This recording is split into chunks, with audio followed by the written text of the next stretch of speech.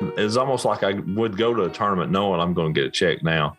Now let's try to make that a top 20. Okay, now let's make that a top 10. Well, now we need to start pushing to try to win these. And I think with the family side of it too, it's like, as I've realized just how important that time is, and if I'm gone, I kind of don't rate success of anything less than a win anymore. And so, that's in our sport, that's a tremendous amount of pressure to put on yourself. But that's kind of the way I rank a successful tournament. If it's less than a win, there was something I missed out on.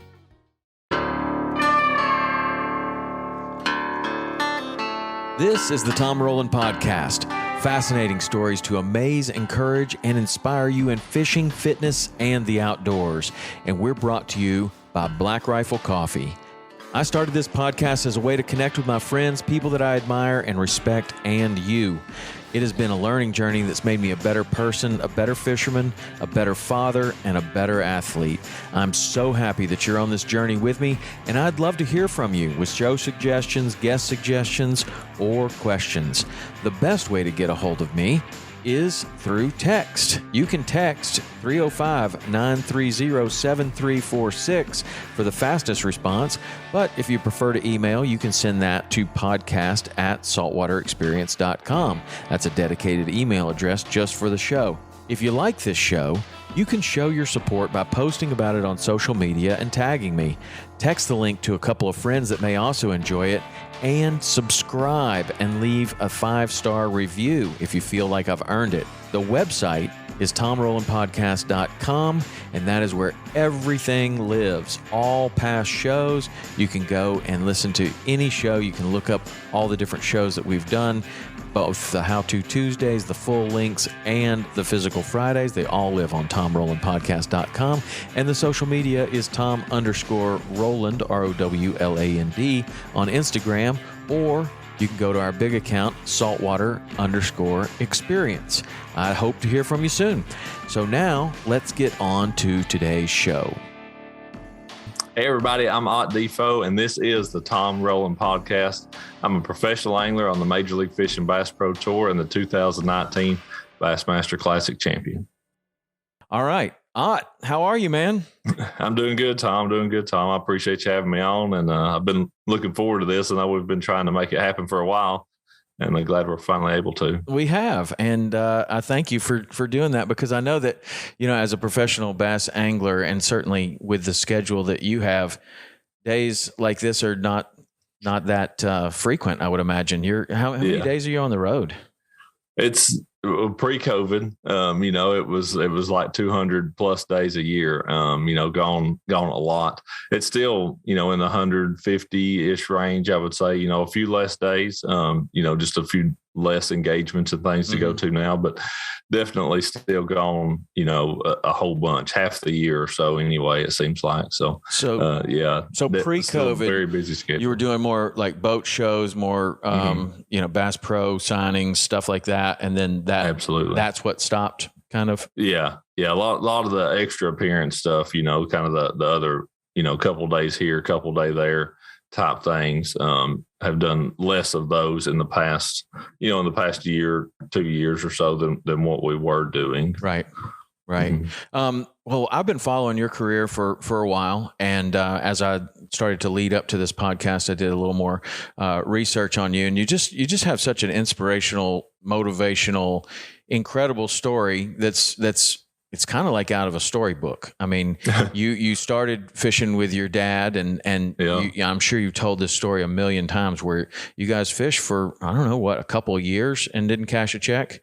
And then you start happening. And then you make your way all the way to winning the 2019 Bassmaster Classic. I mean, that's a kid getting into the, getting cut from the basketball team and starting to play and winning a world championship. I mean, that's like the path of the most humble beginnings to the biggest stage in your sport. So tell me about that a little bit, because I just find it really interesting, like how you started and then where this turned into like something completely different than you and your dad out there trying to scratch out a couple of fish, Yeah, absolutely. It was. We took a family trip to Lake Okeechobee down in Florida, a place I'm sure you've been some over the years. But that was taking that trip there. We'd always watched it on TV. I'd always watched Roland Martin shows and stuff down there, and we just wanted to go fish there, wanted to go experience it, and hired a guide down there.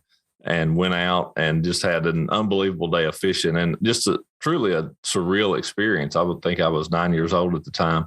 So it was that place coming from East Tennessee, we've got mountains, we've got lakes, we've got rivers, but to go, completely out of anything I have ever seen before to, great big cypress trees and Spanish moss hanging from them, and, watching crocodile or alligators swim around, and people here call them crocodiles because they don't know any different. But I know I'm from Tennessee too.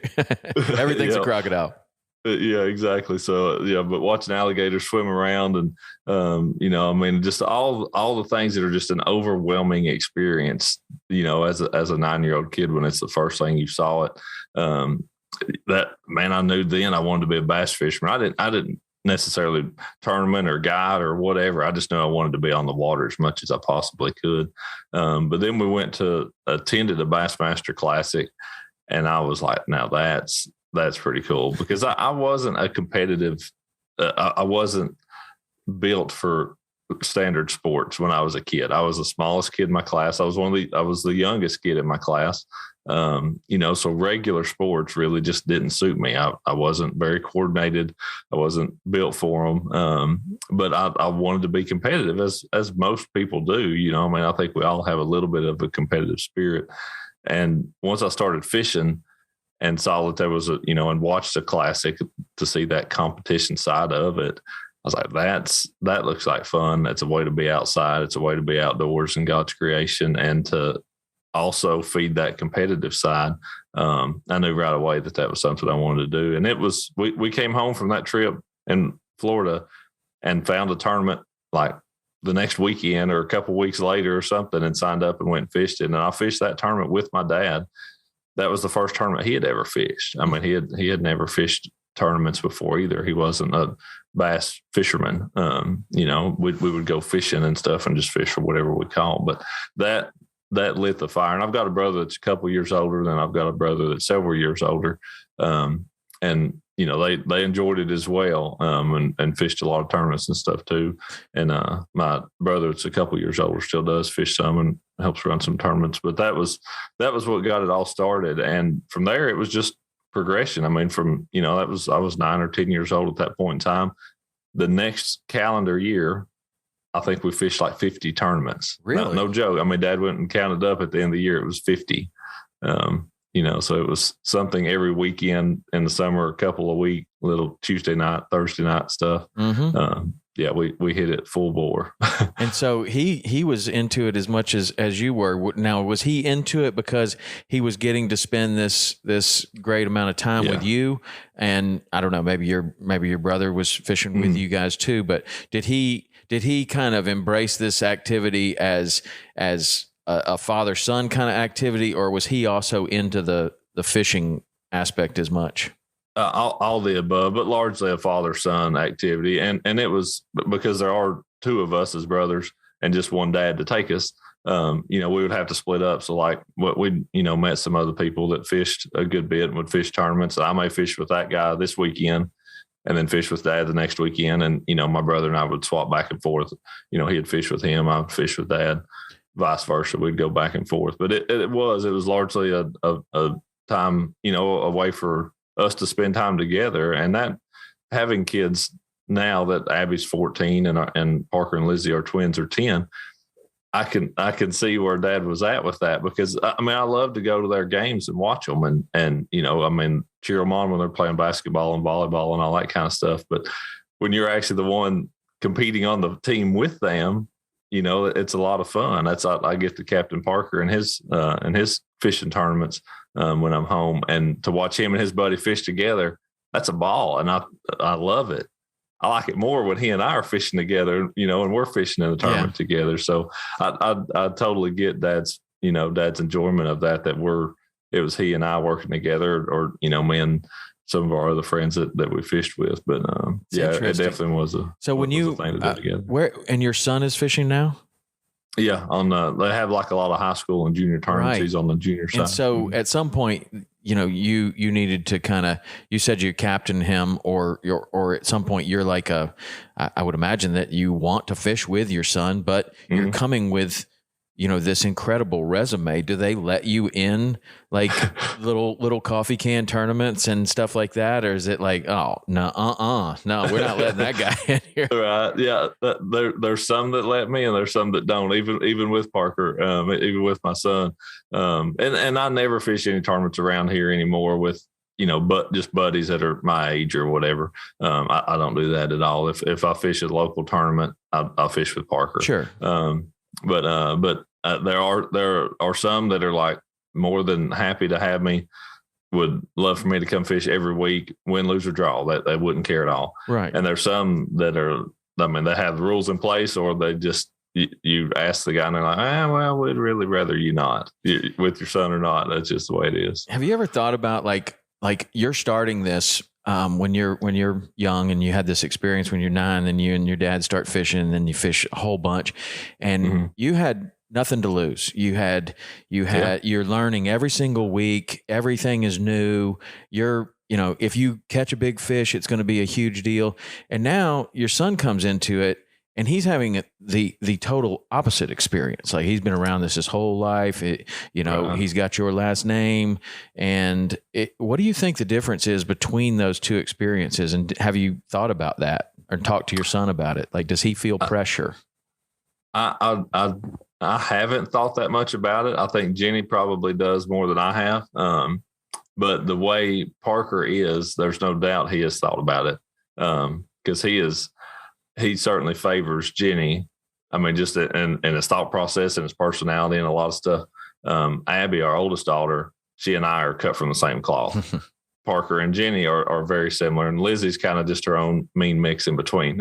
Yeah. She is a very aggressive ball player. They're all very talented. I feel like they're pretty talented, but she's the one that's got the fire.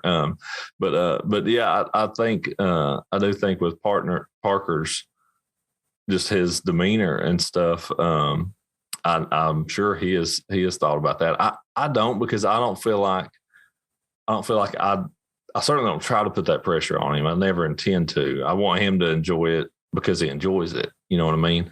I don't want him to feel that pressure because I guess if you think about it, it's completely unfair. I mean, that's right. Not, whatever accomplishments God has blessed me with, they came through a lot of hard work and just his, and in my opinion, I give all that. I mean, for me, I give all that glory to God, but it's been his blessing and through divine appointment and through hard work. So I never feel like I try to put that pressure on Parker, but he made him on himself. Right.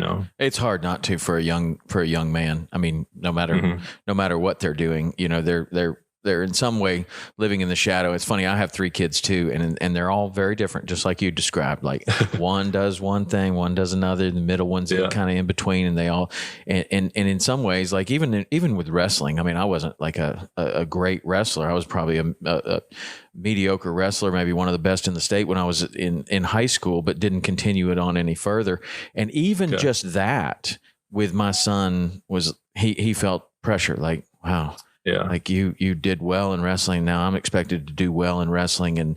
And for a while he moved away from it. Like he didn't want anything to do with it. And he moved to a sport that I didn't have any idea. I didn't know anything about. He became a lacrosse player, and he just kind of, and I didn't even know the rules of lacrosse. Right. Yeah. And he found that like, okay, this is my thing.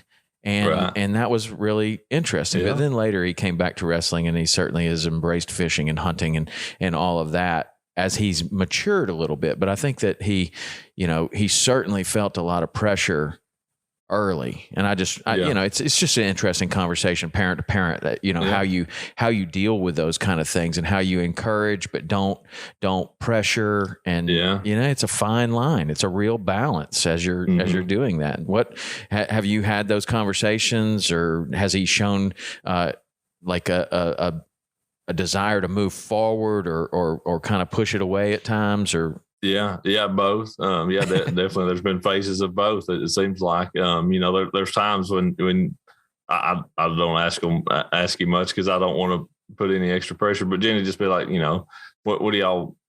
I mean, she has asked them all, or they'll be doing something at school of, writing a paper on what they want to be when they grow up, type thing. And sometimes he'll say that he wants to be a pro fisherman, and so that's obviously neat to hear him actually say it. And then other times it's, he doesn't have any desire much to go fishing, so that, which is funny to me, because at 10, like he is, that was the age where I was just, eat up with it, really, that it really got started for me. Where at like 7 or 8, he was as gung ho about it as he's ever been. So it's it goes through phases, I think, like it does with kids at that age, where something will get on their mind and they really embrace it for a while, and then they may burn out for a little bit, but they may come back to it. Nice. So you're a guy that is known for your family and being close with your wife and being a good dad and everything like that. But you look at your schedule, you look at your career wins. I'm looking at it right now. You've been in the Classic 8 different times. You won it once. You've been 83 times in the money. This is coming off the internet, so maybe it's not exactly accurate, but correct me if it's not. But everything on the internet's right, I think. That's what I was told, right? Depends on who you ask. That's right. But you got 6 first place finishes, 3 second place finishes, a bunch of third place finishes, top 10. Something about you were in the money. Where is it? It's like some ridiculous statistic about being in the money, like a really big percentage of the time. I don't know why. I know I have it down here, but it's I don't know. You're in the money a lot. You're really there, and for a lot of people that maybe they're saltwater fishermen, they're aware of what goes into being a professional bass fisherman. They're aware that there are that your guys are on the road for a long time, and but they don't really know what goes into it. For me, I look at it as professional bass fishermen, rodeo cowboys, and professional wrestlers. That's about the most hardcore schedule of anybody I see out there, other than maybe an entertainer that's going from concert to concert. But how do you balance that? Like, that's a really interesting thing to me about how you have managed to balance that and not only be extremely successful in your career, in your fishing career, but also hold it together at home and manage to balance that and thrive with your family. Has that been a balancing act for you? It definitely has, and it's one of those things that kind of. First, I have to say, I have a rock of a wife. She's unbelievable. To manage this season of our life, it has gotten to be the very busiest in multiple ways. With the kids being the age they are, being in sports like they are, that Abby never did really any school sports until just the last couple of years. So that was kind of our first taste in it. The twins were still young enough that they weren't really doing much yet. But now they all three have their own schedules, their own set of friends, their own places that they have to be. So when I'm gone, she basically lives in the car. We're about 25 minutes from where the kids go to school at. So there's a lot of back and forth and back and forth and back and forth, multiple times a day. But number one, that's what I got to say first, that I've got an unbelievable support system and my family and my wife, especially, and our kids. But it grew to that, you know what I mean? So starting out, I was fishing the EverStar series, where I'd fish 3 tournaments a year, and I was gone for 3 weeks or 4 weeks if I made the championship. Well, then it was 6, and then it was 8, and then it was, stayed there for a while, and then it was maybe 10 or 12. And then to the point now where tournament wise, I think this year I end up fishing about 12 or 13 tournaments that you're basically gone ballpark a week for. Some a little more, some a little less. And, then as the sponsorship portfolio has grown, it's a couple days here for this one, a couple days there for that one. So it was never like just a brick wall of, I'm gone 20 days this year, the next year I'm gone 200. It grew and grew and grew. So it kind of, the normal just constantly was changing to where this is where we are now. What was the season that was probably my favorite was when the kids were all young and we camped and they went to every tournament. I mean, we had a fifth wheel camper. I would pull the camper, Jenny would pull a boat. And up until Abby was in like second grade, they went to everything. I mean, there wasn't a tournament they did not go to. And that was certainly my favorite season because just all the places we got to go, the memories we got to have, time spent in the campgrounds in the evenings. If we were gone a week or if we were gone 4, it didn't matter because we were all there together. Yeah. I think, it seems like I know other bass fishermen that do that. Their family just goes with them. Mm-hmm. Joey Nania, for example, he just takes his family everywhere. And like you say, it's going to be 4 weeks, it's going to be 6 weeks, it's going to be 2 weeks, whatever. Everybody's going, and it's just a traveling kind of thing. Yeah. But what point does that change, and why? Why do you make the decision to change that? Yeah, it got to the point to where with school for Abby, I mean, they go to a Christian school, a small private Christian school, and they were very willing to let us take the kids out as much as we needed to. If they did their schoolwork. And especially if you were doing it now, especially with the way that they can do virtual learning, right. But it was before all that. But I mean, they were more than supportive of it, of them being with us, of us all going to these places as a family, probably more so than a public school would have been. And so that was wonderful. But it got to the point to where Abby is that her missing a week of school or 10 days of school. And this was, again, pre-virtual learning or anything. It was hard when she'd come back, but just because their curriculum, it was hard for her to get caught back up. And it was honestly putting a lot of stress on her. And so at that point, we were like, we need to kind of figure something out. And there was a couple years in there where Jenny and the twins would still go. Abby would stay home with my mom or her mom or whoever and, still go to school and stuff. So we did that for a year or two. And then it got to the point to where the twins had kind of reached that grade. It's like, well, now we've got 2 of them that Jenny was having to help, do their work on the road. And it kind of got to that point. And certainly once they got into sports and stuff, it was like they've got their own schedules and missing practices and games and everything else. And it just, they had their own lives kind of at that point and hard to get to do that at all. And that's, I've seen it with friends of mine, that did that traveled as a family completely. And maybe about the time I got started that their kids had kind of taken the time off from going on the road with dad, like that. And I've seen other ones go through it and I didn't realize it at the time, but then I'm able to look back and be like, man, I'm so glad we did what we did when we did it. Mm-hmm. Yeah, you can't replace that time. And my kids are a little bit older than yours. I've got a 23, a 21, and an 18, and my daughter just left for college. So all of a sudden we're left with no one at home anymore, which is a strange chapter in your life. It's a time where, everything in my life revolves around the kids, and then they're gone. Yeah. And on one hand, you're super happy that you've raised these kids that are self-sufficient enough to be out there on their own, and they're doing exactly what they're supposed to do. And on the other hand, man, you just miss them, and then you just sit around and you're like, man, this house is very quiet. Everything is so quiet. It's just incredible. But the times that we spent together, and just like yours. You can't replace it, and it's just something to be super thankful for. Yeah. Well, that's cool. And I was going to ask you about the camping and how you travel. How do you travel now? What do you do now that you're kind of on your own on the road? Yeah. Andy Montgomery and I have roomed together even when, a few tournaments here and there when Jenny and the kids didn't go. Really, from the time I started on the Elite Series, which was 2011. They went to basically everything when I was at FLW, and then starting on the Elite Series. That was the year that the twins were born. So Jenny, they came to some, but she was far enough along. She didn't need to travel too much. So that first year, Andy and I roomed together some.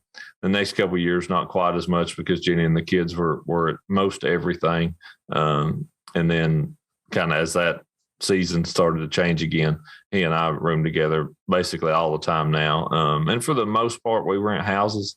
We've gotten to where we like that better. If we can't find something decent, we just do a hotel, but we enjoyed, having a house and having a decent amount of space and good parking. It's usually always safe. And, that's kind of the way we go most of the time now. That probably helps considerably to have some sort of a traveling partner. Like I would imagine somebody that's going through a lot of the same kind of stuff, and the Airbnbs have got to have made a big difference, I would imagine, in that lifestyle of being able to rent that house and do it easily and well in advance and find what you're looking for. Where before it's like, it's probably the camper or it's a hotel on these lakes where you never know what you're going to get. Like some of these, exactly. It was you got a buddy that lives in the area, and his uncle's brother's cousin has a house that, they got a lake house they rent over here on occasion where you get over there and nobody's been in it in 6 months, and cobwebs everywhere. So that was before Airbnb of VRBO. It was definitely a little tougher go on renting houses, but it's so much easier now. And pretty much what you're going to get before you get there. And that's the way we try to go most of the time. It's because, a hotel is, it's not that peace of quiet, I had to stay in one for an event I was at this other day. Jenny and I did, and somebody across the hall opening the door, shutting the door, opening the door, shutting the door. It's just where if you're in your own space, own house, you don't have to worry about that. Yeah, I want to shift the conversation a little bit. We talk about this kind of storybook career where you start from real humble beginnings and you reach the highest stage of that you can, and to me, there's, like the people that you're fishing against, they're all great. They're all great. And on any given day, probably one of those guys could make it. Any one of those guys could probably make it happen.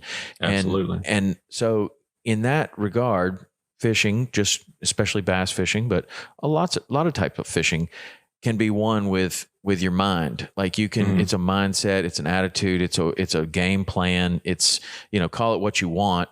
But when you first get into something and like you and your dad don't cash a check for a couple of years and you're participating in these tournaments.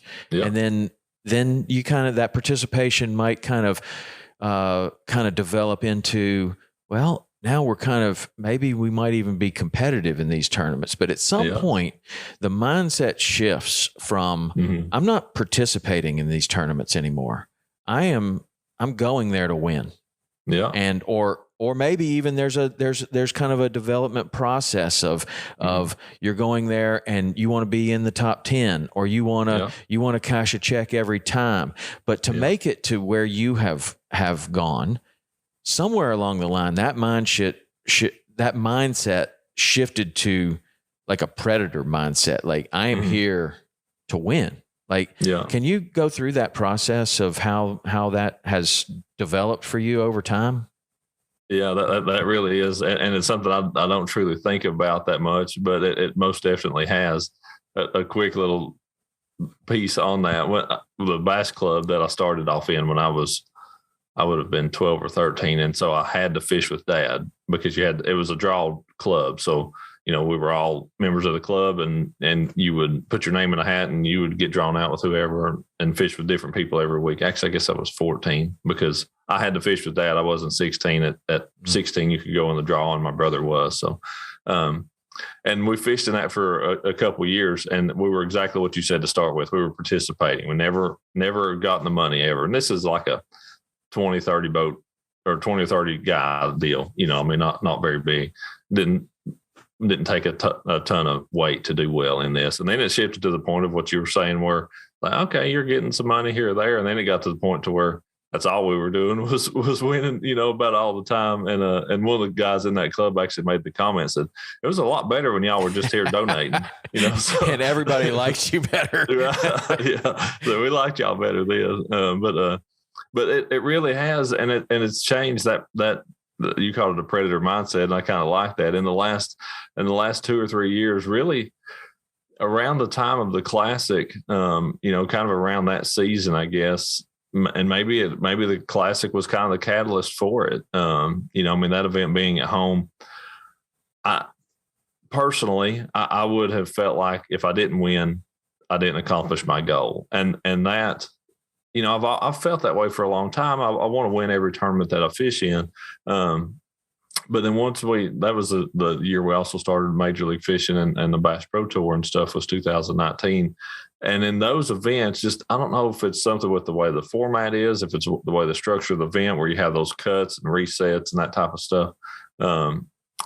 I feel like if I don't go there, truthfully, and make a top 10, I didn't have a very good, my standard of what is good anymore is pretty high. And I have put that on myself completely. Starting off, it definitely was. I have always, and that I don't know what the percentage is on the check cashing deal that you were trying to look at earlier, but I have always prided myself on getting a check. Like that was, and that come from the fact I don't need to know it, Tom. I was just I'm just wondering where it went. I know I copied it down here.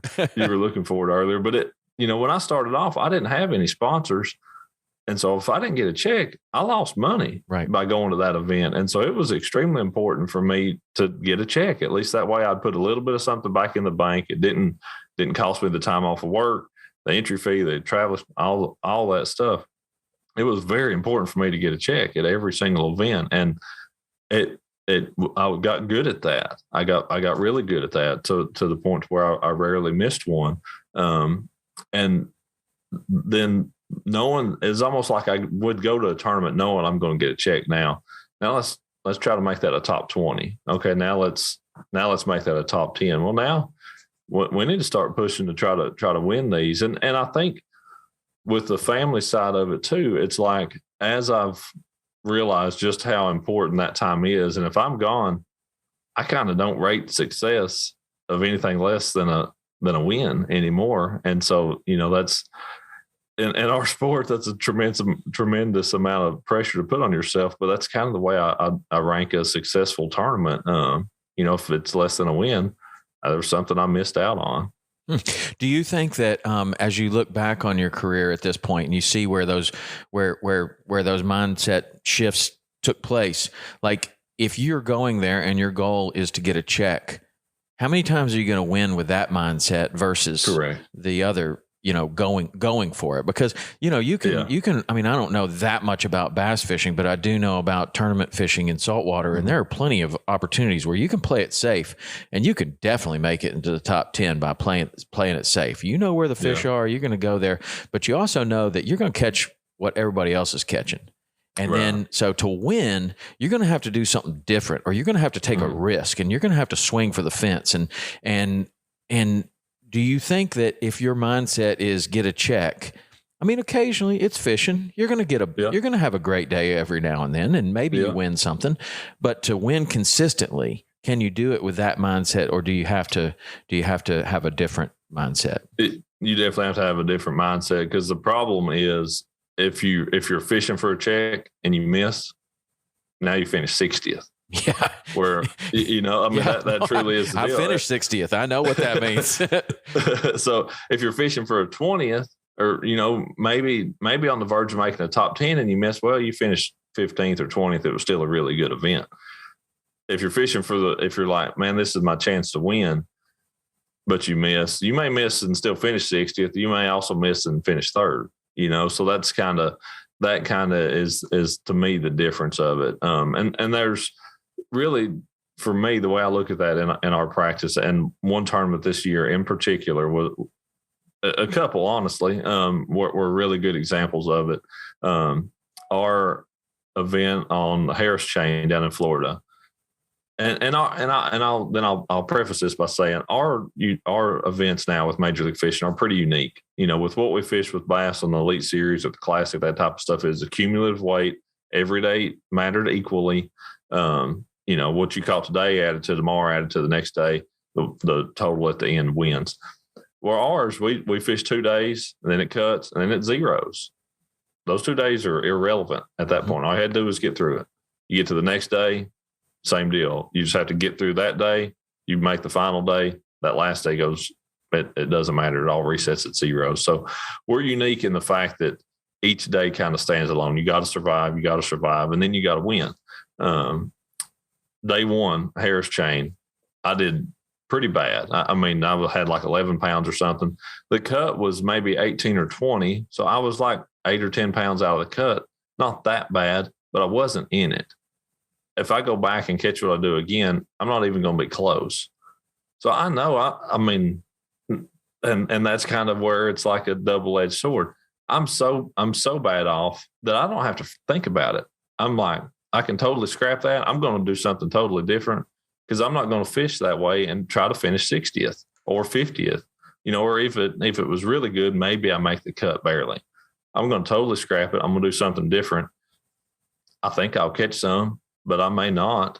But if I do find them, I might actually make the next round, or I can still find enough to win the tournament. And that was actually what I did. I went out and I had an unbelievable day, found the best area on the lake, and made the next round, won that or made it through that cut easily, make the championship and go out and win the tournament on the final day. So, that's the way that works sometimes. Chickamauga event, I didn't have a very good practice at all. At Harris Chain, I had a decent practice, but Chickamauga, I had a terrible practice. In the first couple hours, I had fished everything that I knew where I could possibly catch one from practice from my 2 days. I had caught nothing. So at that point in time, I pulled the trolling motor up. I just started graphing. It's a summertime tournament, looking for fish out on ledges. And it was like about an hour into the second period. We're about 3.5 hours into the day at this point in time. I still haven't caught any, but I idle across the place, mark a good school of fish. And primarily off that school of fish, I ended up with like a 20th place finish out of that event. So, I had totally written off my practice at that point and just started practice over in the tournament and ended up coming out with a 20th place finish. Which format do you think favors you better? The cumulative over the course of the days or the new style? I just in our 3 years of this, I've had 3 wins on the Bass Pro Tour, 2 this season, 1 last. And strictly looking at that success, I would say this format, because with Bass, I'd won the Classic, I'd won the Elite Series, but my wins other than that were in opens or special events or whatever. And I don't know that it would have been any different in a 5-fish format, to be honest, but I enjoy this format better because, like, one of my Elite Series wins, or my one Elite Series win up in Wisconsin, that's a place where a 4-pound fish is a big fish. That's a big one for there. I caught a 6-pounder one day. Wow. That fish essentially won the tournament for me. I got the advantage of that, that worked in my favor, but was I truly the best judge for the whole week on that body of water? I don't know. But I caught that one really big fish that made a really big difference in the outcome. Where in ours, you got to survive. And then that final day is really when you have to show out. I think over the course of the event, you see the guys who are on a more consistent bite. Are they catching the biggest fish in the lake? Not necessarily, but they're able to get more decent fish to bite than anybody else. Now, when it was the 1 pound minimum, like what we had, like the first year, I was successful in that. I had some good events, but you could fish different on certain fisheries, only fishing for 1 pound fish. Mm-hmm. Once we upped it to a 2 pound minimum, it's a pretty decent fish to be your smallest fish. I cashed a lot of checks in 5-fish tournaments weighing in sub 2 pound fish. Now I may have a couple 4 or 5 pounders, but I got a couple in there that are, just keepers to go with them. So our 2 pound minimum, you get to fish the way you like to fish, but then you get to count them all. That's interesting. It's really interesting because it really is two completely different skill sets, two completely different tournaments, two completely different television experiences, two completely different events, but the same kind of people are competing in both of them. And one format will favor a certain angler, and they may not really do very well in the other format consistently, and that's what it's all about. And the fishing is the consistency for the most part. And one thing I'll say on that, and I mean, not on for myself, but I do feel like with the format, there are some that seem to favor one more than the other angler wise. But if you look at the top 10 on our Bass Pro Tour the last 3 years and compare it to when we were, when all of the same guys were fishing on the Elite Series, the names may shift around a little bit here and there, but generally speaking, it's a lot of the same guys. I mean, Jacob Wheeler, Brent Ayler, Justin Lucas. I mean, a lot of those same guys who are in our top 10 were in the top 10 when we were all fishing there, as you know what I mean? So it does, there are some guys that may excel a little bit more here or there, but all in all, it's a lot of the same bunch, I feel like, that are consistently in the top 10 at the end of the year in the points. It's really interesting about that because, what you do and what I do are very different, but that is a very, very, very similar thing where you can go to any tournament, any format, any species, and the same 10 guys are at the top. Now, things will change, and a few of those guys will decide that they don't want to fish tournaments anymore, or they'll have kids or whatever, and they'll drop out, and somebody else will fill their place. But it's really a lot of the same names, and I wonder if you have any perspective on that, since you have been on both sides of that. You were a guy on the outside looking in, saying, "I wonder what those guys are doing. Wonder how that happens." And now you are one of those guys. What's the difference? What do those 10 guys do that other people don't? Yeah. A big part of it is that mental aspect you're talking about earlier, that decision making, and the decision to go for the win or go for the top 10 versus playing it safe. But it's also just thinking ahead of the rest of the field, whether that's looking at the forecast and being like, man, I know on my next day of fishing, we're going to have a heavy east wind. And I need to find a place. I mean, the way the fish are set up now, I've got to find a place that's going to be protected from that. It's going to trash what I'm fishing. So I may, 3 days ahead, I may be over there where it's terrible conditions practicing for the conditions that I'm going to have in the tournament.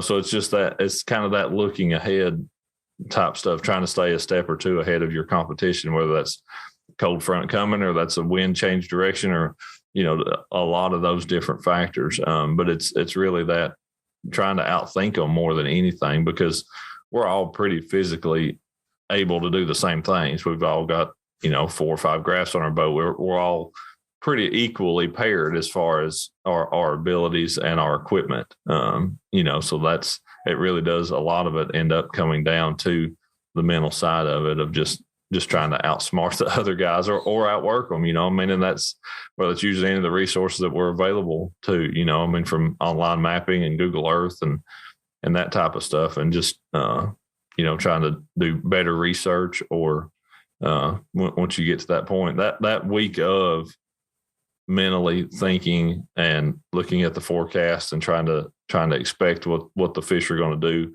given the conditions that are coming on, on your competition day, is a big part of it. That was one of the questions that I was kind of thinking about asking you, was like, what are you thinking about in practice? And then what are you thinking about the morning of that tournament? And how do those things how do they stay similar? Or how do they change? Or like, what are you thinking about? What are you thinking about on the morning of one of these big tournaments? Yeah.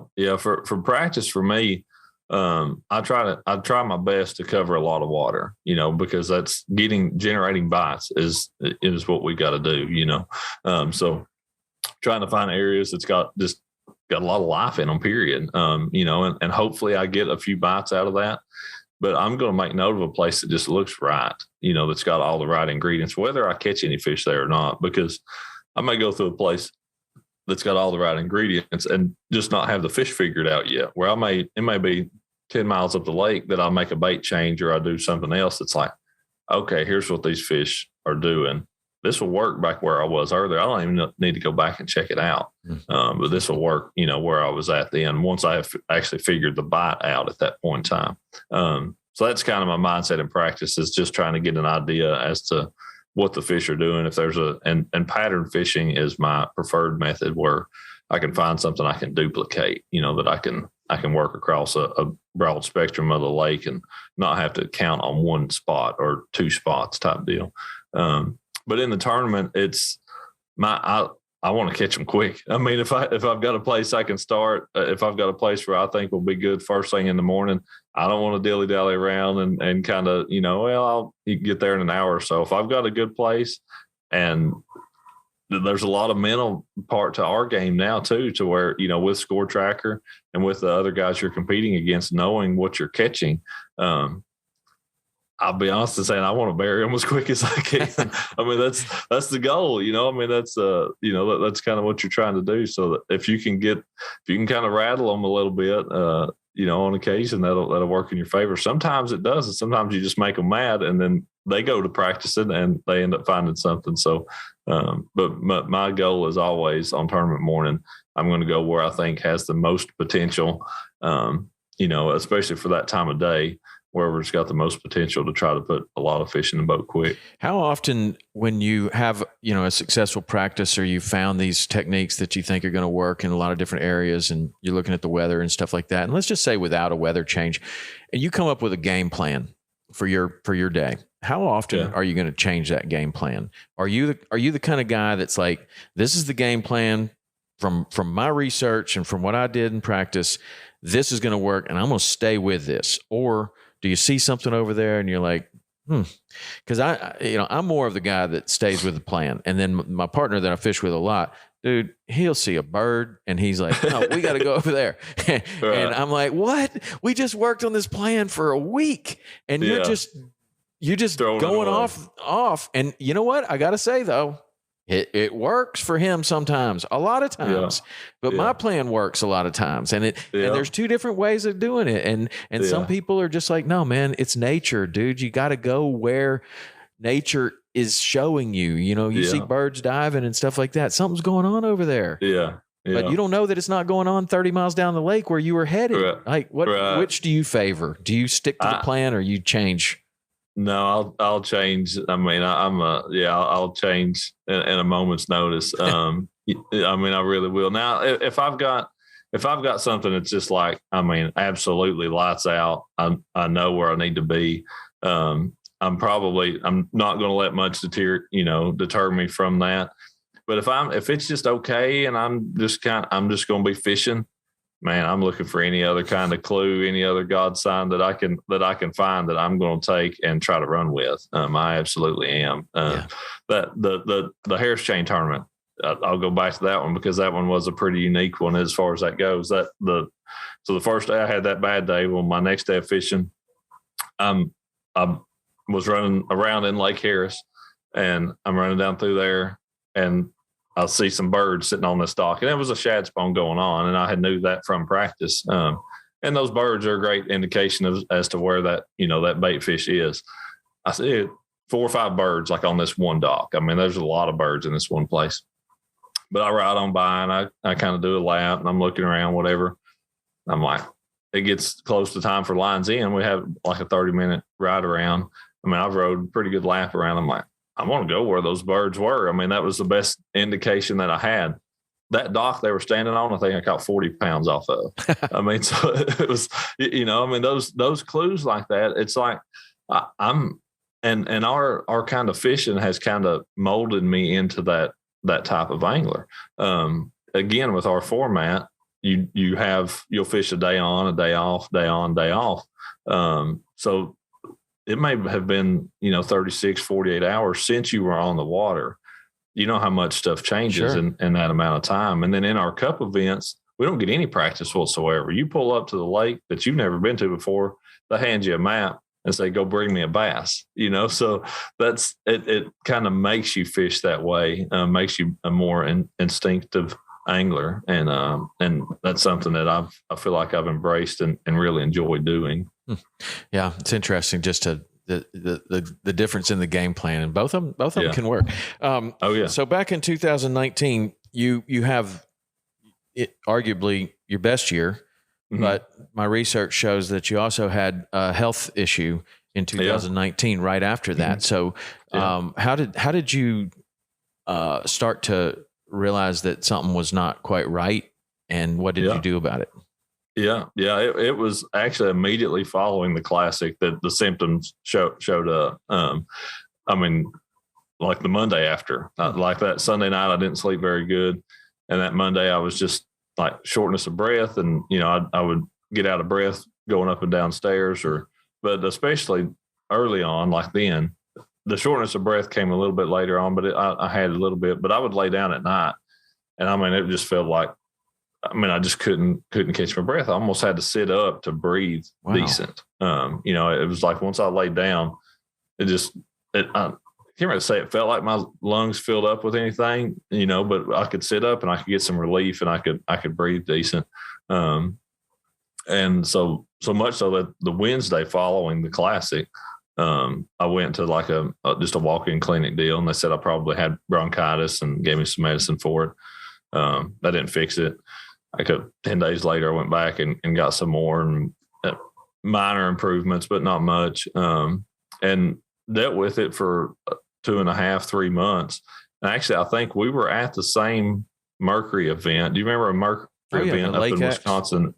Yeah. Well, no, this was up in Wisconsin. And it would have been in like mid-June of 2019. Okay. I think that you were at that deal. Yeah. But I had that event up there, and I connected through Chicago to fly to that. And, in Chicago, it doesn't have any of the trams or anything. You have to walk all of it. And I'm a pretty fast walker, fairly long-legged, and people were just going by me. And I'm like, something's not right here. Got home from that, and Jenny got me an appointment just with our primary care, which I had just a yearly physical scheduled for like a couple of weeks later. I'm like, something's got to give. This just ain't right. Because I dealt with it honestly for like 3 months, and it had steadily gotten worse. It never got better, never, seemed to level out. It just constantly got a little worse and a little worse. Went to that appointment, and everything checked out okay, but they did an x-ray of my chest and called me a couple hours later and were like, hey, your heart is misshaped. It's, should be like fish shaped, but it's more round. And I'm like, okay, I don't know. I wasn't overly concerned. I didn't really know that was a very serious thing at that point. They said, we've got an echocardiogram scheduled for tomorrow. You need to be at this office this time, blah, blah, blah.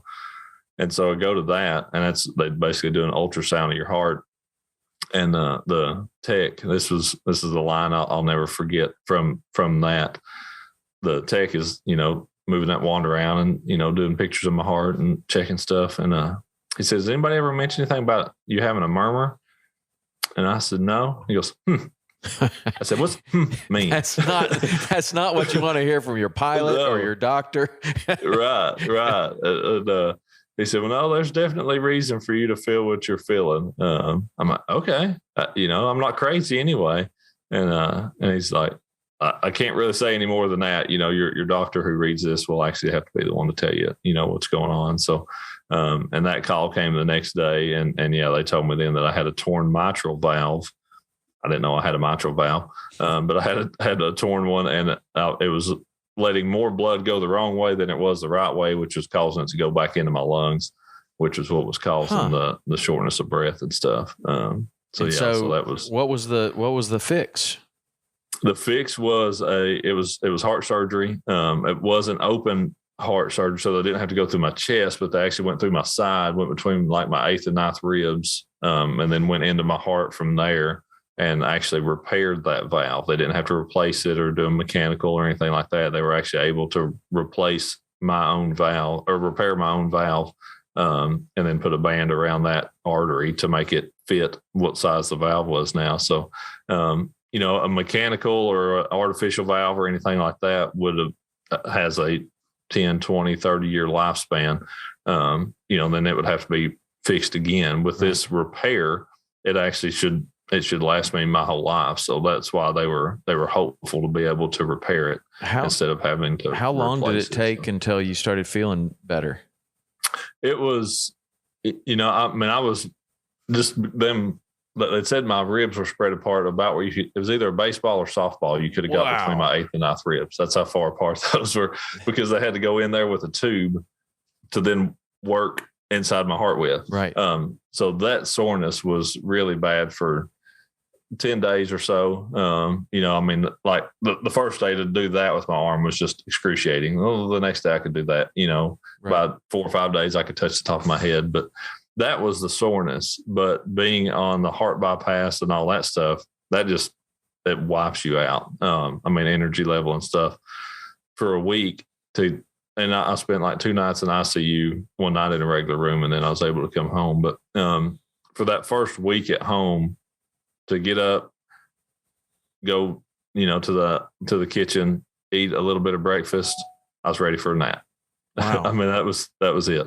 And by the time the second week it ended, I could walk around, I could walk outside, and I could move around a little bit before having to have some rest. By about the 20th day, 20th day, something like that, me and a buddy of mine went fishing for about 3 or 4 hours, and then I come home and slept. But at like week 5, I fished a cup event, which was that was pretty rough, but I got through it. Week 8, I fished red crests, and that was rough, but I got through it. By week 12, I was pretty close to normal. I remember at Red Crest that we had the first day of practice was on a Sunday, and we always have our fishing church on Sundays, but we have it early. And I got up early. I went to that. Then I'd practice till like 6 o'clock or something. So, it had been a 14-hour day or something for me. I didn't get out of bed till the next morning till like 9 o'clock. Wow. I really overdid it on that day. But I was able to recover from that, after resting a little bit more that day. But it was definitely was that what was expected from the doctors? Like they were going to repair this, and it was going to probably take 8 to 12 weeks before you really feel the difference, or just to get all my energy back. I could feel the difference in breathing and that kind of stuff. right away. Yeah. That, as far as that goes, that difference was, but to actually get my energy back. That wasn't really anything from my heart. That was just from my understanding from being on that bypass machine, just what it does kind of to your body. It's really a major shock, I guess, to your body. And so how are you feeling these days? Oh, it's everything's all good. Yeah. 100%, even fixed. Better. Yeah. Fish better watch out. Everything's good. Yeah. Yeah. That's awesome, man. Well, when you look back on that, do you think that you should have gone earlier or? Yeah, definitely. Yeah, absolutely should have. But I was 33 years old. At that point in time, I'm like, I'm sure this is nothing major. Was what was going through my mind, and they were. The doctors and stuff were quite surprised. They were like, this does happen, but it is very rare. And what I had wasn't heart disease. It wasn't a heart problem. It literally was. They said they called it an event. It no different really than breaking your arm. It just broke. Wow. It wasn't something that a lot of people have a murmur and it may progressively get worse over time or something. Mine happened, and it happened all at once. Wow. And did they say that's like a genetic thing or it's just like breaking an arm? Like it could happen to anybody. It could happen anytime. Mm-hmm. Wow. That's amazing. Yeah. Oh, yeah. Well, glad you're good and ready to go again, man. That's great. Yeah, thank you. That's a pretty serious kind of deal. Did that change your perspective on anything? It definitely did. It made me, just made me thankful for every day. It definitely did. And to know that every day is a blessing.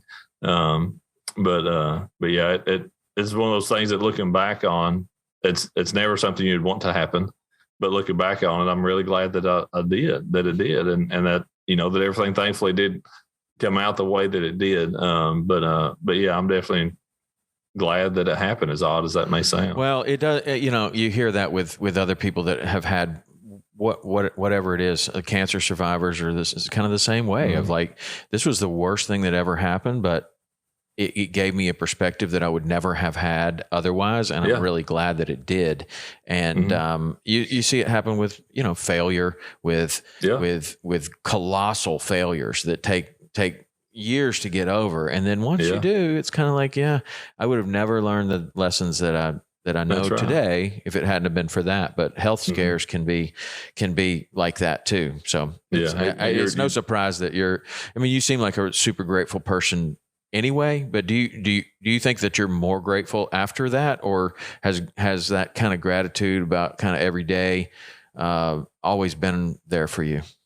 I feel like I was always pretty thankful, but it definitely made it even more so, just because one day you're winning the Bassmaster Classic and the next day you don't really know what's going on, but to find out that whatever happened then, it may even been on stage. I mean, I never felt anything, but it was definitely somewhere around that time that, that caused me to absolutely need heart surgery. And that was when I had a heart cath done, which was on a Monday. I ended up having surgery on Wednesday. I mean, they told me after that heart cath, they're like, listen, the reason your heart's misshaped is because the pressures inside of it are so high. Wow. Eventually, or had I been an older person and my heart not been young and been as strong as it was, it probably truthfully would have already exploded because the pressures inside my heart were just that great. So they're like, you're a very blessed individual to have not come in here in a much different condition. Wow. Well, good thing, man. Good thing that you're back on your feet and got that taken care of. And I guess that if other people have issues kind of like that, it's definitely something you want to get checked out. Absolutely. Yeah. And that's what if there's anything to tell people, if there's anything odd going on, don't put it off, go get it looked at by somebody that knows you, that, that is a physician you trust, and get it figured out. Yeah. Yeah, for sure. As far as health goes, we have another sponsor in common with Buff, and the sun is such an incredibly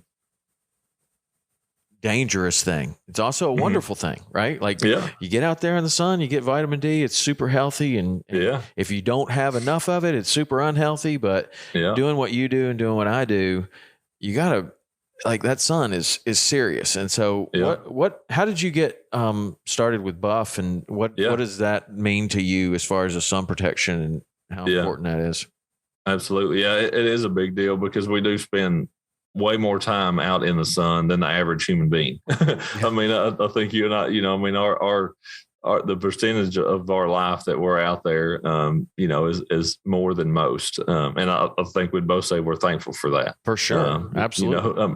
Any other way I know for me to make a living, if it was indoors, I would probably go crazy. So very, very thankful for that time out there. But it is, for anybody who spends any amount of time outside, protecting your skin from it's a big deal. The thing that really got me started with Buff, or really finding that I had a need for that, holding a reel, especially a bait casting reel, the way I grip it in my right hand, that top of that index finger, I could not keep enough sunscreen on it. Your hands are always getting wet and it's washing off. And in the summertime, especially, I've noticed it some spring and fall, but especially in the summertime, the top of that hand would get sun poison on it. It would itch. Every tournament I'd go to, after a couple of days of practice, there was nothing I could do to protect it good enough. And my face would get burnt and stuff some, but I would keep sunscreen on it pretty good and, just kind of deal with that. But my hands were something I could not find a way to protect them. And so that got me looking for gloves to fish in, and the Buff gloves were some of the first ones that I went to. And they did a fantastic job. And I was able actually to help them design some of those newer style gloves that they've got now, some of the thinner and different weight materials and stuff. But then, once I found those gloves, and I certainly realized that my face was just as important, because let's face it, I wasn't the world's best at remembering to put sunscreen on the first time, or maybe the second time, or the third time that you needed to do it with the amount of hours that we're out there on the water and sweating and everything else. That buff is something I could do once. I could put it on, protect myself, and I'm good to go for the day. For my ears, my neck, my face, my nose, everything. I could just cover it up with that one time. And that being a tournament angler, if I can save a few minutes a day of not having to reapply sunscreen multiple times, that's more minutes than I'm fishing. So, it was a necessary thing for health reasons. And also, to be honest, a more convenient thing for me doing what I do. Did you notice when you first started using that feeling better? Because that's the reason why. On the first day, I checked it out and I found the buff really super, super early because one of my customers found it in a motorcycle shop, and I was trying to wear bandanas and all this kind of stuff, and it'd leave big areas open on the side of my neck. But I just noticed that every time that I covered up more, whether that was a big floppy hat or whether it was long sleeves or pants or whatever, every little thing that I did to cover up, I had a little bit more energy at the end of the day and a little bit more energy through the day. And when I started covering up my face and not, some days you'd be fine and it wouldn't be that bad. But other days, the fishing's real good and you're throwing the cast net and you're doing all this other stuff and your hands are all wet and you just don't put the sunscreen on and you get worked. And then for the rest of that week, you feel kind of rough and tired and burnt and just crispy. And when I put that buff on the first time, I was like, wow, I feel a lot better at the end of the day. And that's, for me, anything that I try and that I stick with, it usually comes down to, did it make a big difference in the way that I felt? Like, did I notice that? Like, it's kind of like stepping into the air conditioning and you're like, oh yeah, it's way better in here. That's right. You know what I mean? Like, it's not like I kind of think it might be a little bit better. It's like all of a sudden you're like, whoa, this is different, Does it make you feel different like that? It definitely does. Yeah. And it's what you said there, one day you may notice it or not. But so many multiple days in a row on the water, if you go out and you get burnt, well, then you go back to work the next day. That's what you think it looks cool because you can show off to your buddies that you spent the weekend in, spent Saturday afternoon in the sun. But for us, being out there all day long, day after day after day, you can't do that on top of itself because then that's all you're going to feel and you're not going to be able to concentrate on what you need to be concentrating on. So, and it is, even at the end of the day, just that one day, I feel like you've got so much more energy. And that's, I pretty much always summertime, I fish in long sleeve shirts. I do use the fishing shorts. But from my knees up is covered basically. So that's kind of the way that I pretty much go. And it is, you just have less of that sun beating on your body. And it definitely does take a little less out of you by covering yourself up that way. That's awesome. Yeah, for sure. For me too. So you have a foundation, right? Not a foundation, but through Buff that we're doing a deal, kind of a special thing with some custom buffs that a deal that Casey there had kind of started up for us. But doing a deal with a custom buff there of a buy one, give one. So the give one is going back to student anglers, high school fishing, bass fishing, especially tournaments and stuff, has grown to be a really big thing. And this is a deal where for every buff purchased, we're going to give one away to one of those high school anglers. Oh, that's cool. Just to be able to pass those on to them. Yeah. It's a really, really neat program that we kind of got structured with them, and it's going really well so far. Oh, that's cool. That's really cool. So I just want to ask you a couple of questions right at the end of this, and I appreciate your time so far, but everybody's got well, not everybody. Some people have none of this, but I'm assuming that you probably do. You got non-negotiables, things that you're going to do or not do in the course of a day. I'm wondering if you thought about, a couple of your non-negotiables. When you wake up in the morning, these are things that are going to get accomplished or that you're never going to do. It could be, I'm not doing that. What are some of your non-negotiables on a daily basis? That's That's interesting. Well, the thing I always try to start my morning with is when I open up my phone is to read a verse of scripture. I mean, that's my first. I try to make that my first move every single day. I don't always succeed in that, but that's kind of my go-to thing is to look at that. Man, as far as any kind of non-negotiable, that's a pretty tough question. I'm trying to. Is this in fishing or is this in life or is this in anything? Could be anything? Both. Yeah.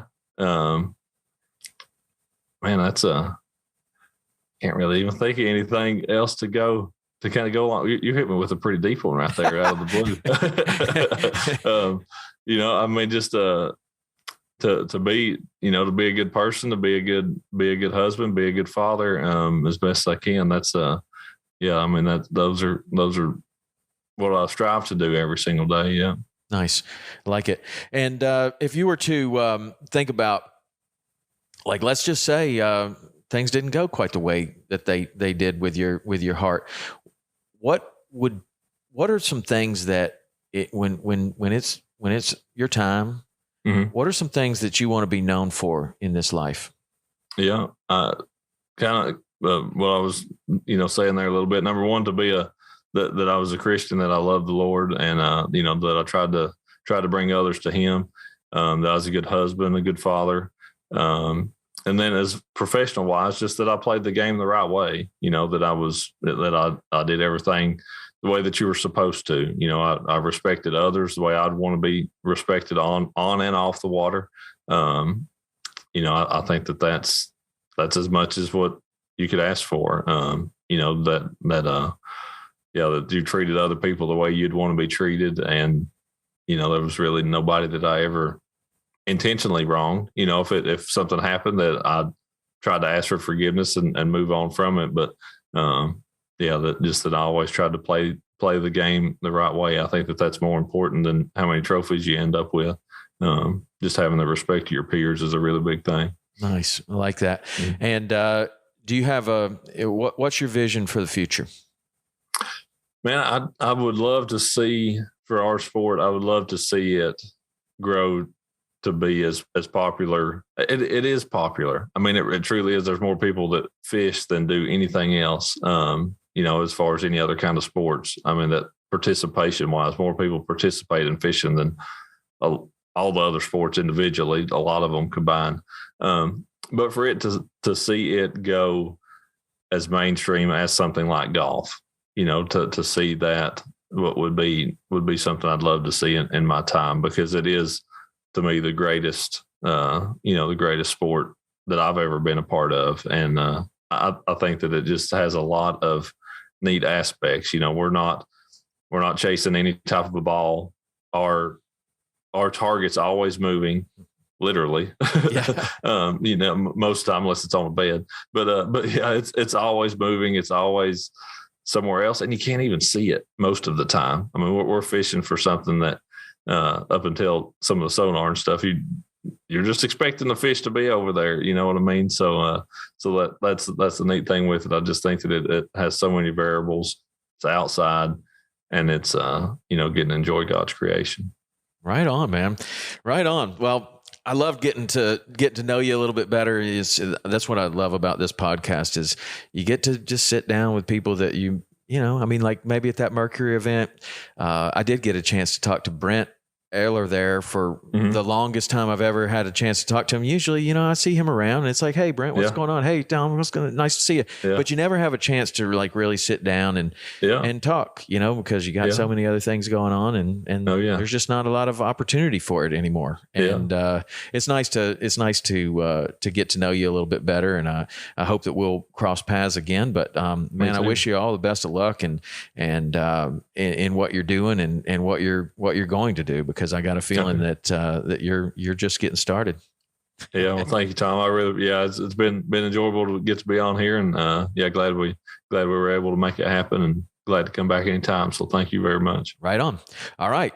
If people want to follow you, if they want to do whatever, how do they connect with you? How do they see what you're doing? Yep, absolutely. On all the major social media with Facebook, Instagram. there's not a lot of other Otts, but if you look up Ott DeFoe, it should be about the only one that pops up. OTT, yep, right? OTT DEFOE, and then same on YouTube as well.